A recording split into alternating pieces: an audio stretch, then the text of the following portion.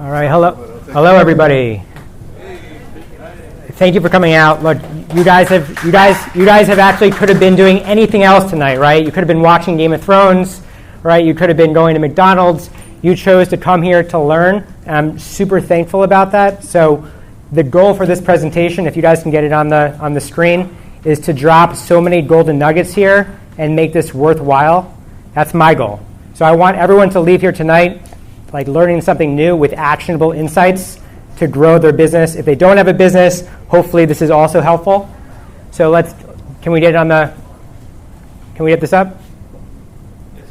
It's on just. All right, great. So, by the way, okay, so just real quick, hands. Who here is an Amazon seller? Okay. Who here has a storefront, an e-commerce storefront? Okay. And anybody sell vacuum filters? Okay, nice. That's one of my colleagues at Crucial Vacuum. So good, we can talk openly. That's helpful. So tonight's talk is about the biggest rookie mistakes you can make in e-commerce. I certainly have made a lot in my career. I've been doing this now for the past decade, and I've lost a lot of hair, as you can tell, a lot of money, and I've lost a lot of time. And so if I can help you guys not make those same mistakes, I've done my job here tonight. So there's a lot to cover, right? We have 45 minutes, and I just spoke for about a minute. So a little bit about myself. I was on Wall Street. I got fired. I was doing the corporate grind. I hated my life.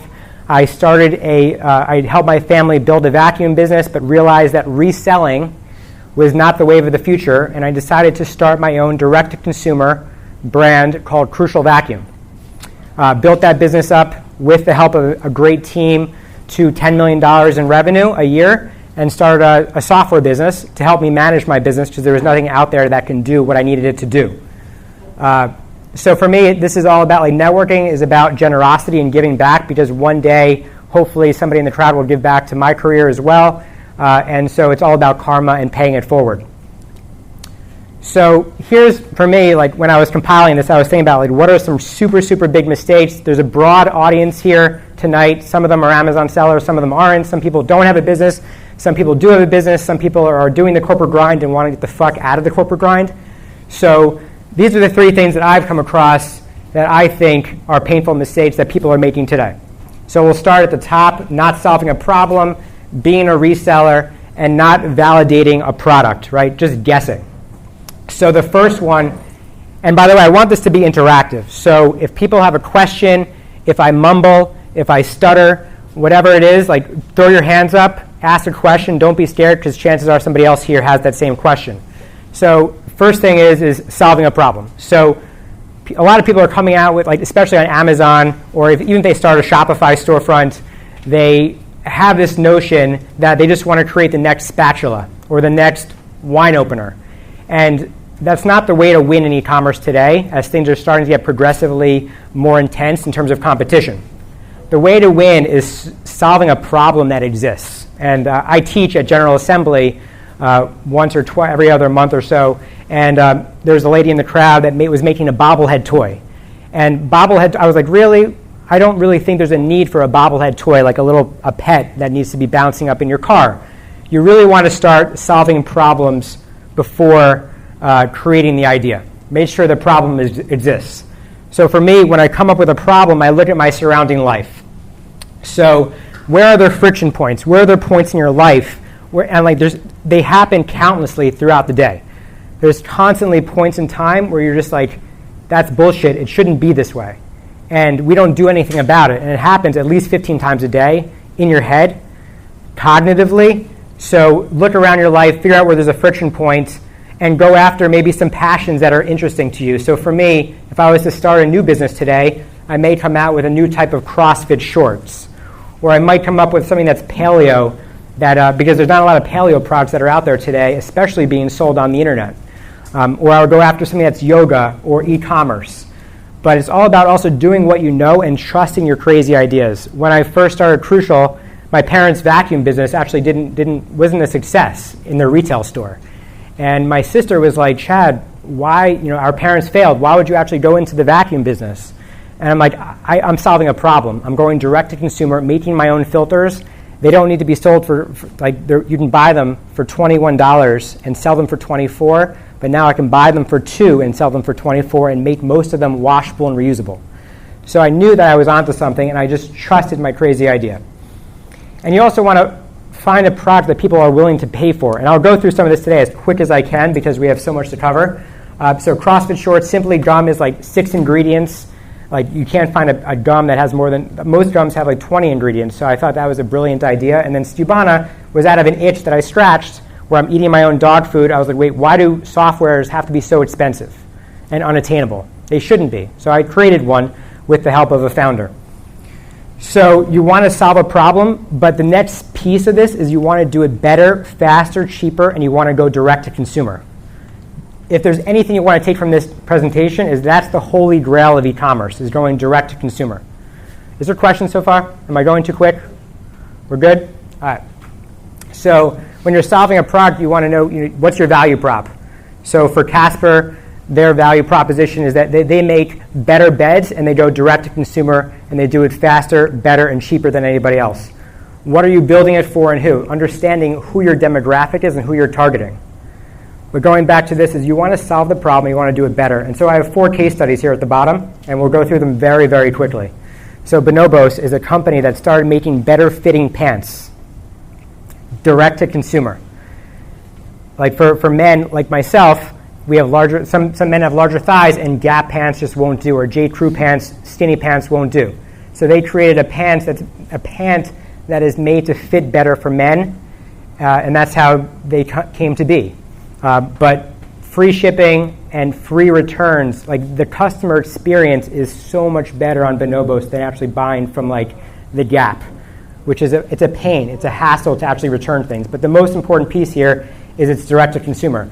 The one thing that's missing in my mantra, which is better, faster, cheaper, easier, and direct to consumer, is the fact that it's not cheaper. So for me, I'm like, ding, ding, ding, there's an opportunity, right? These pants are only available to the 1% of the population. The next one is Warby Parker. Most people here, I'm assuming, have heard of Warby Parker. A massive total available market, but $99 eyeglasses direct to consumer. Guys, keep in mind, these guys did not invent the eyewear. They didn't invent eyewear, right? They're just doing it better, faster, and cheaper than Luxottica. On top of that, they have a social mission. Dollar Shave Club. Again, massive total available market. They didn't invent the shaving blade. They just figured out a way to sort of tap in to the millennial generation and to make it so much easier to buy your blades. It's a dumb product, and they've made a smart way to buy in this product. And it's recurring subscription revenue. And I think that's very, very important, especially when you're looking to have a higher valuation, as Ari could attest to. So you want to do it better, you want to do it faster, cheaper, easier, and direct to consumer. The blades are like $3 to start on a monthly basis. So crucial, we didn't invent the filter, the vacuum filter, right? We just figured out a way to make it better, faster, cheaper, and direct to consumer. So why are we better? Well, 80% of our filters are washable and reusable. Our filters are a fraction of the cost of retail, right? If Dyson's selling it for $24, we sell it for $12. We also have a social mission. We plant 1,000 filters, 1,000 trees for every filter that's sold, and we're translating that disruption into a lot of other verticals. So not only do we have Crucial Vacuum, but I tapped into what else is important to me. I love coffee. I'm a super large coffee snob. And I was like, why don't I make reusable coffee filters as well? So we started translating the successes into other verticals. Crucial Air is like air purification filters, humidification filters. We make marijuana filters for grow rooms. So it's all about taking what you know, mixing it together with what you're passionate about, and to see what happens. Questions on this so far? So this is the second problem that I'm seeing that's happening, is that there's a lot of people out there that want to just resell product. And I don't believe that selling product and just being sort of a musical chair where you can just be cut off by a vendor at any given time is the wave of the future.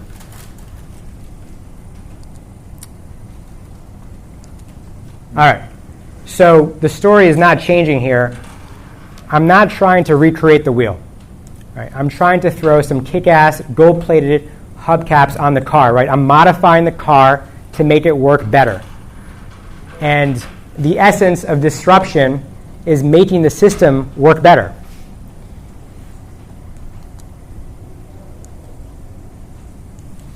All right.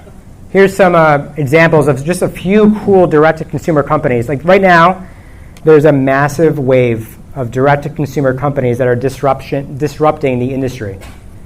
And these are just a few, right? So HelloFlow is subscription tampons to your home where they know your cycle and they give you a piece of chocolate in the box. To me, that's genius, right? Because you're taking the thinking of having to buy this product. Or Capsule. Like for me, I have a really, really thick wallet. And so Capsule came out with the thinnest wallet in the world.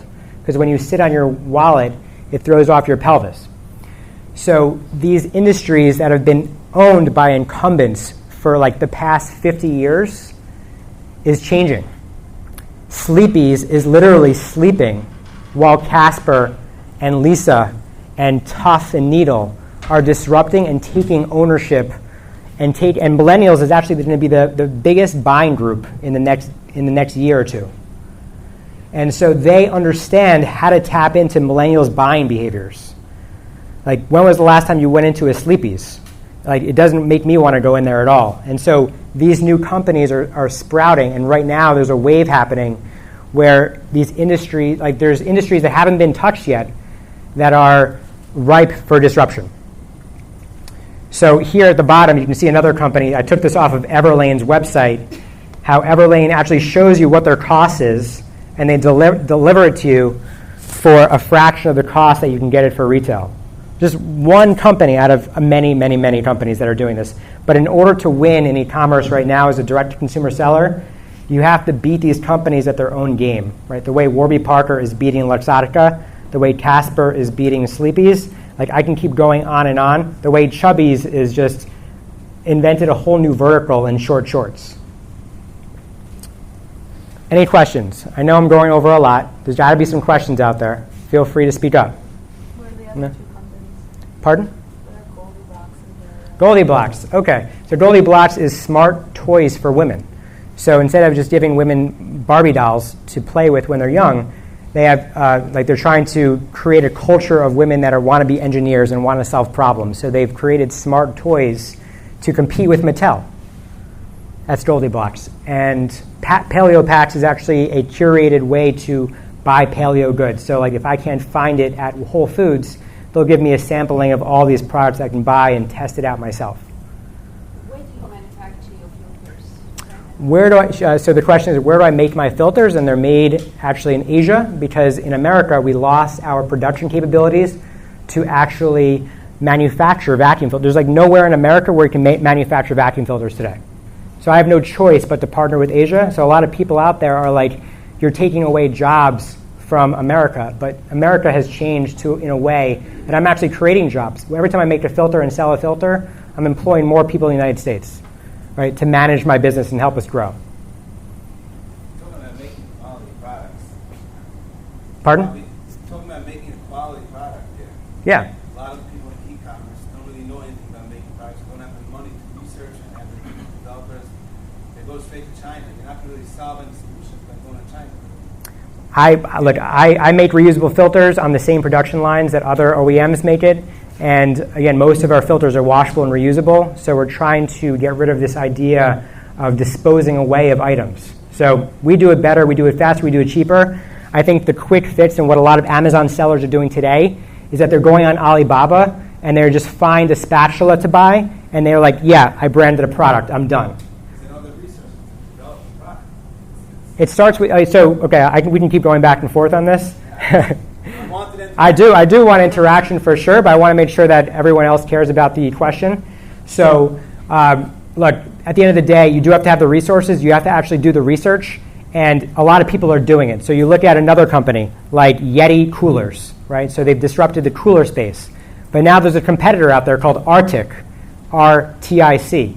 And they're making a competitive offering for a fraction of the cost, and they're doing it even better than Yeti did it. So there is a way to do it. If you come from nothing, like I came from nothing to start my business, and if I could do it, anybody in this crowd could do it. It just takes persistence and being relentless. Go ahead. Yeah, I think I'm just going to choose to rephrase this question. Can you articulate the transition you went from?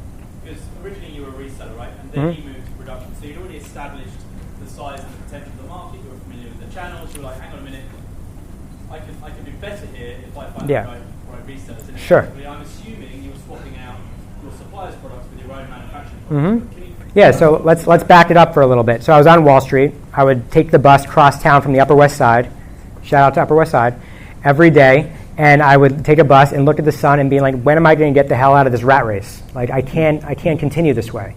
My parents had a retail store. When was the last time you went into a vacuum store, a retail vacuum store? Right? That's how much time has changed. And my parents were going out of business. So I took their product and I listed it on Amazon, and I created a Volusion storefront, which is an old legacy shopping cart that I wouldn't suggest anybody use today. And we did really well. We sold out all the product. And when I went to go repurchase the product, I was buying it for $20 and selling it for, like, it didn't make sense to me at the price I was buying it for. I was like, there has to be a better way. So what did I do? I actually went on Alibaba and found people that were making similar products to what I wanted to make. And then I took a trip to Asia and went to the factories to see what was going on. That's all I did. And so I knew that, I mean, look, there's more actual penetration in vacuums than there is internet in America today. So I knew the market was very large. And so, but it doesn't take a brain surgeon to know that, right? And it doesn't take a brain surgeon to know that the subscription razor blade market is large and the mattress market is large. And I can keep going on and on. So that was my transition into the filter space. And I was like, you know what? I really want to make a brand, not just be a private label seller on Amazon. I don't want to compete with the buy box. I don't want to be held at the whim of a supplier. I want to control my own destiny. I want to control the supply chain. And that's how I came up with Crucial. And I decided to pay extra for my filters to make sure they were washable and reusable. And then I moved into vacuum belts. Then I moved into rollers. Then I moved into hoses. Now we actually spend a lot of money curating new products and solving problems, which is the next piece of this is how do we solve the problem? How do we figure out that there is a problem to be solved? Does that answer your question? Yeah. I'm more curious about how you market these products, because whatever you have, even if you have a free product that is like $1,000 product, which is for free, still you have to let people know that you have this product. And any business you are, you have these common challenges. So how was your, what did you do to overcome that? How did you So the question is, how did I market my products? And that's a great question. I can probably spend a half an hour talking about that. But to briefly answer your question, I started by buying a minimum quantity. So the supplier in Asia will always say, our minimum is 5,000. And my answer is, no, you want me to buy 5,000, but I'm going to buy 100. So I actually started with a really small sample size. And I was like, promise I'll be loyal to you, but just let me buy 100. So I bought a 1 carton. Then I moved to 3 cartons. Then I did a pallet. Then I did 3 pallets. Now I'm bringing in like 80 containers a year. So in terms of marketing it, I started with Google AdWords. Back then, there was no product listing ads. It was just straight up text ads. I started there, and I started building products on Amazon and also putting it on eBay because people used to shop on eBay. So I started just diversifying and spreading the love of all my products onto every channel to be seen. And this was before there was a Facebook that made it even easier, or Instagram. So I started with Google AdWords. I mean, right now on Amazon, 40% of product searches happen on Amazon today. 40%. So just by putting your product on Amazon, for those that aren't on Amazon, you're already getting 40% more traffic and exposure to your product by putting it on Amazon. If you're not on Amazon, you're really not relevant. And then selling off Amazon. US, 40% of the US. 40% of the US. Go ahead. Once, okay, so you start with 100. Mm-hmm. They send you 100, then maybe 1,000. How do you avoid once you get the pallet of 80? So it's a lot of money. But how do you avoid them from now using a inferior plastic and kind of screwing you over? So the question is, how do you prevent a factory from screwing you over? Well, A, if they want your business, right, they're going to make sure the quality is intact. For me, I would buy a ton of samples from them initially to make sure that there's solid quality throughout, like not just one, but buy 2 or 3 or 4 or 5 to give you samples. I now have an employee in Asia who does all my quality control. But I have heard, everyone has heard nightmares, right? And so the idea is you want to mitigate risk to the best of your ability. To me, mitigating risk, especially dealing with a foreign culture, is going to Asia and meeting them, right? Going to the factory floor and shaking the hands of the guy that's actually producing the filter. Taking him out for a beer, Chinese whiskey, and getting a foot massage with him. Seriously. That's the way that you're going to build a relationship, because for us in America, like, a handshake doesn't really mean a lot. But in Asia, a handshake can go a really, really long way. And even companies on Alibaba that say they're a factory, a lot of times they aren't factories. A lot of times they're just trading companies that are like sort of middlemen. And the idea here is to go direct to consumer, get as close to the consumer as you can. Or close to the factory as you can, and close to the consumer as you can. What tools do you use to find out the searches on Amazon? Because I tried like Smashwords or something, it's totally fake. Okay, okay. We're going to get into that. So in terms of Amazon, the question is, what do I use to research my product on Amazon? And so we were going to get into that. So can I cover it as we progress? Sorry. No worries. All right. So just to surmise this, and we're going to get into validating your ideas next. You want to find a problem before creating an idea. You want to go direct to consumer. You do not want to be a reseller. I'm sorry for anybody that here is a reseller. You want to focus on what you know, and you want to go after low-hanging fruit. So I'm not here to create the next Facebook or Twitter. Maybe my software will be that at some point. But for me, I'm going after base hits. I want to get to first before I get to fourth. And then, of course, you want to make sure that you're minimizing your time, your hair loss, and your money, which is validating the idea. So remember, I mentioned about 40% of product searches happen on Amazon today. And I use different things that are free tools. Everything I mentioned today is going to be free, because I'm scrappy. And these things are going to help you figure out and make sure you minimize your time. All right, we're 22 minutes. We're good. All right, so when you go on Amazon today, Amazon is a plethora of information. Amazon's like a massive database that's sitting at your fingertips, ready for you to exploit all the information. And if Walmart or Target or any of these other companies or Bed Bath would have been smart, they would have read the reviews before buying. Like, you don't really need to have 50 different coffee makers in your aisle anymore, right? You should just have good, better, best, perhaps. And so Amazon lets it, first of all, if you go to Amazon today, there's reviews, right? And so for me, I always look at reviews. And I think people that are in the Amazon space today, they care about getting reviews for their product, but they, I think, forget to realize that there's a lot of negative reviews on your competitor products. Analyzing negative reviews, Amazon lets you search these reviews and find all the negatives of the product. And I turn those negatives, like Biggie did, into positives. Okay? No one got that joke? Okay. It's a tough crowd tonight. All right.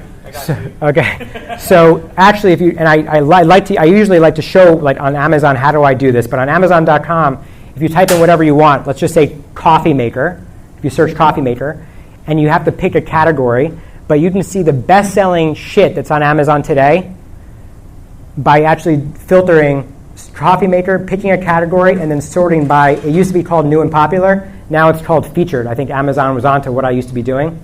Like, I used to be working until like 3 a.m. at night in the morning, and my wife would come home and she's like, Chad, what are you doing? I'm like, yo, babe, I'm on Amazon. Chill. Like, I'm having fun. And I read reviews constantly to find out what's going on in the market. What are the best-selling products? How do I capitalize on these and do it better than what they're doing? So the AeroPress, has anybody here heard of an AeroPress coffee maker? Anybody? Nobody. One. Okay, wow. This is the best-selling coffee maker on Amazon today. Nobody knows it, right? No one's heard of it. And it looks like some syringe-like device from like a hospital. And this thing has reviews with people talking about that the filters are bleached. They make their filters, they're not reusable, they're disposable, and they're made with bleach. So I came up with the idea to make a reusable coffee filter disc for this product.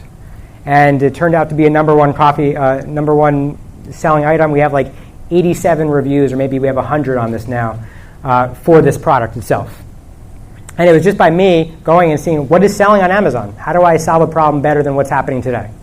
And you can do this, if you love cars, you can do the same thing for car windshield wipers, right, if you wanted to. Go ahead.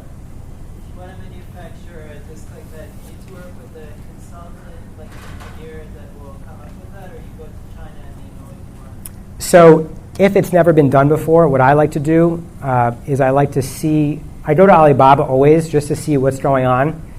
And I search, like, if I know that it's a disc filter, right, that it's made with like punctured holes in it, I try to find a similar product, which means they have those similar capabilities. So if you're looking to make the lightest weight backpack in the world, I would go to a backpack manufacturer, right, even though they've never made the lightest backpack in the world, and I would start talking to them and seeing what fabrics they can make it with and going through it with each factory to see what's happening. But I would start my search on Alibaba. I do not use a trading company. I don't use a sourcing agent. I use my own internal employee now, but it took me, I have 2,000 products on Amazon today. Like they said when they introduced me, I'm in the top 250 on Amazon. And it's a hard place to get to because there's 2 million, I'll repeat it, 2 million sellers on Amazon today. That's crazy. So I look at Amazon bestseller rank, and Amazon actually puts in their listings the Amazon bestsellers ranked. Like literally, they're giving away this information for free. And you're asking, why are they giving away this information for free? Why would Amazon tell you the number ranking of a product? Does anybody know? Anybody?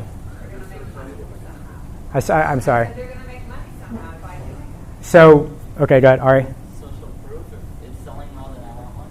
So, no, that's actually interesting. The reason why they do this is because traditionally people compete for the buy box on Amazon. So resellers used to go into these listings and say, shit, this product is number 56 in kitchen and dining. Amazon, by the way, has like 4 million kitchen and dining products. So number 56 means I want to start sourcing this product and selling it, driving down the price to win what's called the buy box. Right here, right here. Well, it'll be in the top right-hand corner, the golden buy box. So, so back to sourcing, right?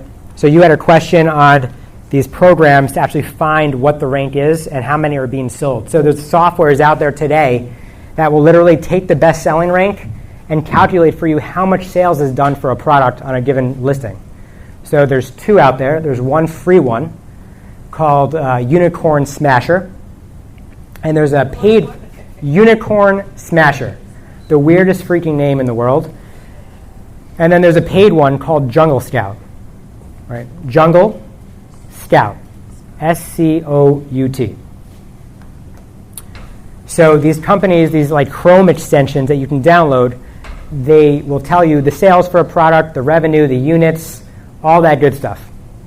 It's actually quite useful in your product research, making sure you minimize the money that you're spending on products. All right. So the other thing, there's this lost company called eBay. Has anybody ever heard of eBay? Well, they're still around. And there's a company called Terapeak, which allows you to see, because like if you're not selling on eBay, or if you're not selling on Amazon, it's likely, or if a shopper isn't buying on Amazon, sometimes they buy on eBay. It could be a weird product. It could be a collectible. It could be a watch band that you want to buy on eBay. And so let's just say you want to come up with the next cool watch band. Terapeak is this software, and there's a free trial. You can use it, play with it a little bit. It'll give you all the competitive intelligence on categories. They have something called hot research. And in fact, if you find and zero in on a competitor and you want to kind of know what their sales are, you can zero in on it here. You can type in the eBay seller name for the certain time period, and I like to use 30 days. And you can see all the shit that's selling on eBay for this competitor. The interesting thing here is that the person that buys on Amazon, who here shops on eBay? Raise your hand. 2, wow. Who here shops on jet.com? 1, 2, 3, 4. Okay. And who here shops on Amazon? Raise your hand. Damn. And that's why you need to be on Amazon, everybody. Did everyone just see that shit? Everyone raised their hand. Who here shopped on Crucial Vacuum? Okay, that's why I sell on Amazon. Boom. Boom shakalaka. All right. So back to this here. The shopper that's on eBay, the 2 people that raised their hand, are a unique shopper. Sometimes buy less expensive goods online, yes. And you can see that there's different best-selling things on eBay than there is on Amazon. So I use it just to validate my idea before I move into a product. The third piece is Google. And the interesting thing with Google is, and I'm trying to keep this high level because there's a lot of different people in the audience. I can go on and on and on, and I'm at 29 minutes, so we have 15 minutes left, so I'm pacing myself here. the thing with Google is someone actually asked Eric Schmidt, the former CEO of Google, they said, Eric, who's your biggest competitor? And he didn't say Yahoo. He didn't say Bing. He didn't say Ask Jeeves. He said it was Amazon. So if 40% of product searches are happening on Amazon today, that means 60% are happening off Amazon. So I'm not encouraging everyone to just sell on Amazon, right? I believe that building a brand off Amazon is very, very, very important. So with Google, I validate the idea of what I want to move into, because if you have a Gmail account, you can access what they call the keyword planner tool for free.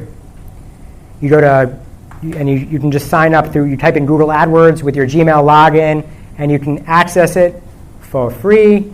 And let's move on to the next one. This button is not working. So it's probably hard to see in the back there. But essentially, you can type in whatever you're looking for. You can make it broad. You can do exact or phrase. And you can even go geographic level or even browser level. Like, you can get really surgical here. But I like to see what's happening for the vacuum bag. What are the most searched items for vacuum bags? And it'll tell me how many monthly searches are happening, or even how many local monthly searches are happening based on a certain geographic region. I also like to use this when I'm building out Amazon listings, or even my own listings on my website for keyword research. I want to know what other people are searching. And I do it through Google. And I think the other slide I would probably show you is on Amazon.com in the search. For example, I was just helping somebody that manufactured a water bottle. And their listing was really, really bad. And I said, go to Amazon and type in water BO. And Amazon will literally show you all the index searches of what people are searching for water bottles, and giving you more keyword ideas to sort of put into your listing. So they were only hitting a certain piece of the market, and just with Google Keyword Planner, typing in water bottle, you can see what people are searching with water bottles, and you can also see what people are searching on Amazon. So it's stuff, it's right at your fingertips, and these big companies don't know what the hell they're doing anymore. And so that's the way you can win. So we have more time, so I'm actually going to keep going. Is everyone cool with that? Yeah. All right, so I have some bonus slides here. So the other rookie mistake I think people make is not understanding what's happening with their competition. And so when I first started Crucial, one of my big mistakes was I was like, there's got to be a better way to ship this product. And I had this bright idea, which was I want to go shop on other people's sites as much as I can and see how they're shipping. It's pretty reasonable, right? So I started shopping like crazy. Actually, I don't even know the last time I went into a retail store. I mean, I think this is probably the first time in a long time. So I shop online all the time to get ideas. And what do I look for? I look at how it comes packaged. What kind of box is it in? How did they ship it on the shipping label? What's in the top left-hand corner? What address is it shipping from? I take that address, I put it into Google to see if it's a 3PL, which is an outsourced warehouse, or are they shipping from their own warehouse? I look at the label. Did they ship it with USPS, UPS ground, UPS short post? There's so many different ways to ship right now because shipping is it's a core competency. It's a defensive position. If you can get better shipping rates than your competitors, you have a leg up in this crazy jungle of e-commerce. No, there's something called FBA, and you can use FBA, right? But if you want to sell off-channel, like I do, right, you need to ship product out of a warehouse. You need to print shipping labels. You need to manage inventory. You can't just have Amazon do everything for you. This is kind of a nice parlay into it, is that I believe in starting on Amazon is a great way to build a business, but not finishing on Amazon. Would you ever invest in a stock that had one customer? Would you? Would you invest your life savings into one customer, into a stock that has one customer? No. So why would you invest your life savings into a channel, an Amazon channel, with everything? You build a whole business on Amazon, and literally they can suspend you or take it away from you overnight. And it's happened to me 2 times, suspended on Amazon. And on the second time, I was like, I've had enough, and I'm going to build a real brand on other channels. Where do I sell?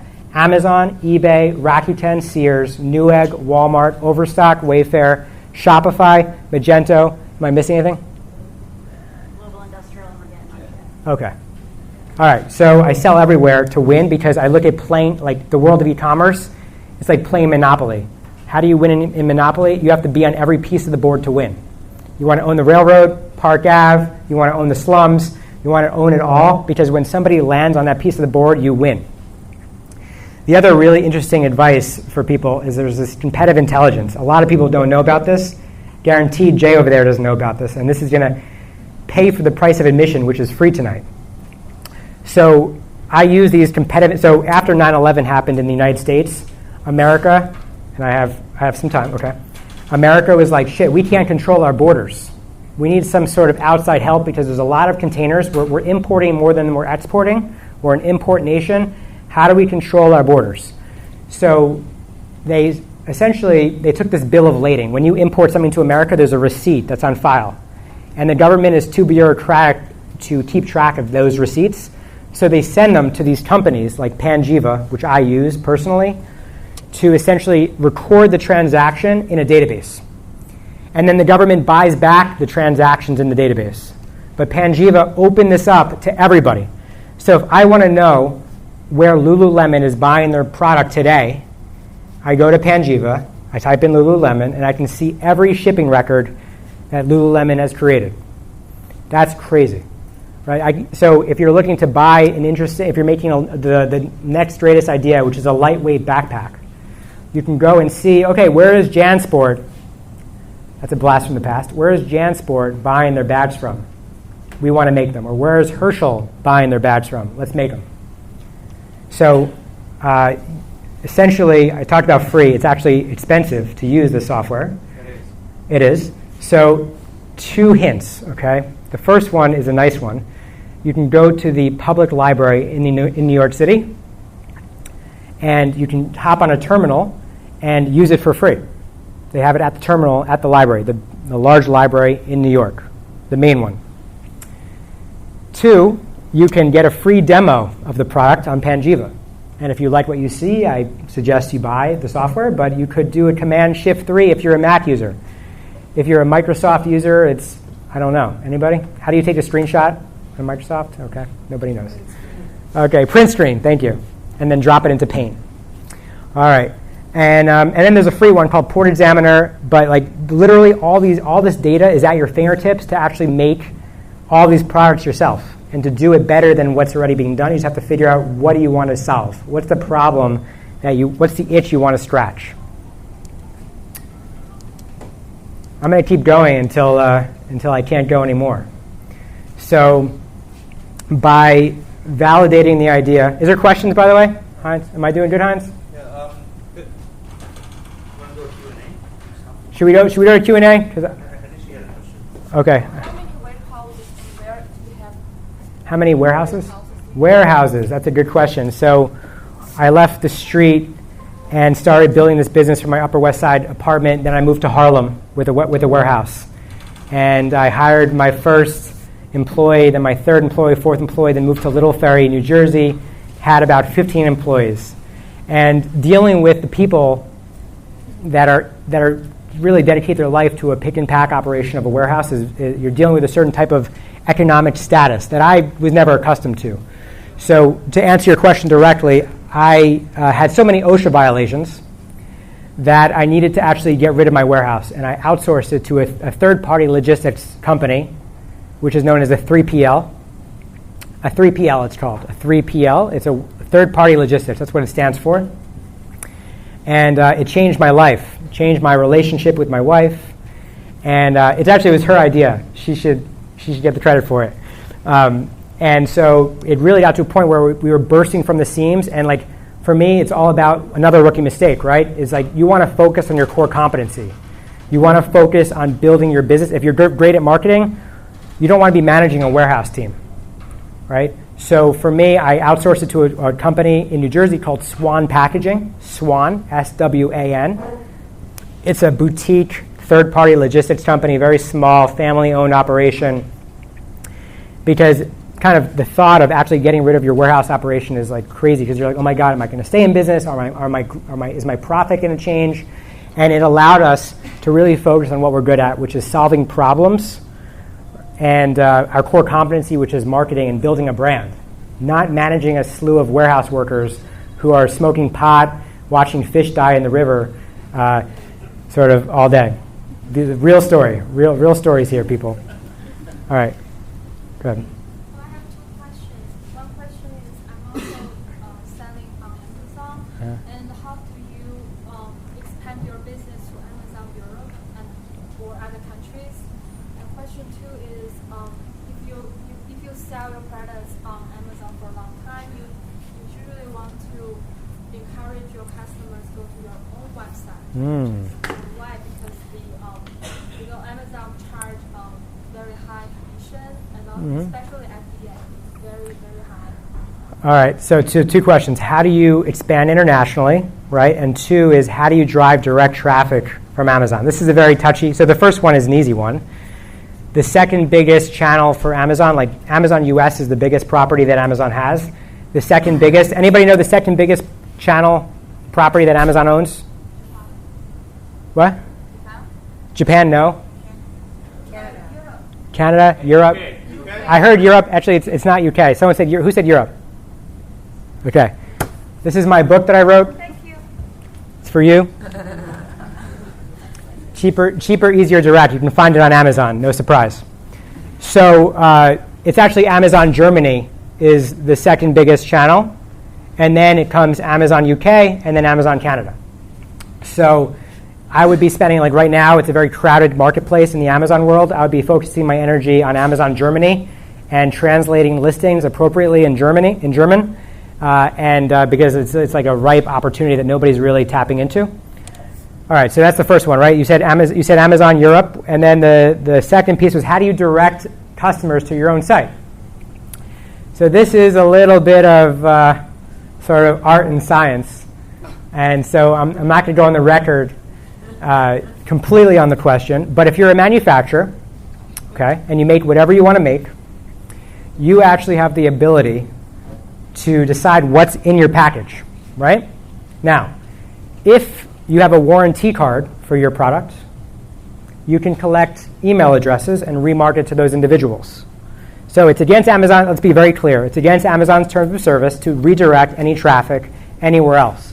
However, if you have a warranty card in your package, you can collect that email sign up and remarket to those individuals for warranty purposes only.